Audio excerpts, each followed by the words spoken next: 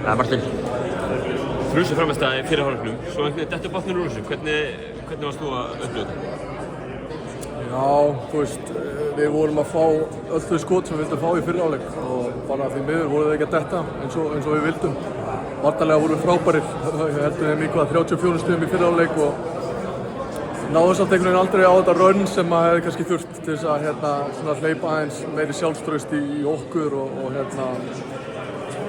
og saman tíma slá þá aðeins út af laginu, þannig að þú veist, þetta bara gekk ekki upp í dag eins og við vildum, en margt jákvætt sem við getum tekið úr þessu og núna er bara að setjast yfir hennar leik og hrista af sér kannski stressið sem að fylgir alltaf fyrsta leiknum og bara, já, ég er persónulega að skulda þjóðinni bara afsökunarbeiðni, sko.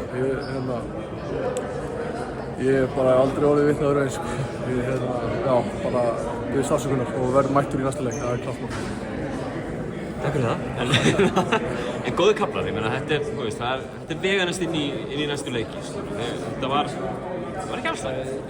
Nei, kannski erum við bara orðin smá klikkuð að ætla bara að sigra Ísrael í fyrsta leik, sko. Þú veist, við vonum bara svo kókrausti fyrir hann leik og okkur leið bara vel og svo kannski lendum við á smá vegg og þetta, já, eins og ég segi, bara náum ekki sem rönni sem að hefði þurft til þess að svona hleypa okkur betur inn í leikin og kannski skilja þá smá eftir, þannig að svona er þess að blessu íþróttir, þú veist, það er bara nú þurfa bara sérfræðingarnir að greina hvað fór úrskeiðis og kannski erfitt að horfa á þetta svona strax eftir leik en bara persónulega er ég bara mjög svekktur út í sjálfan mig og já, það verður erfitt að sofna í kvöld.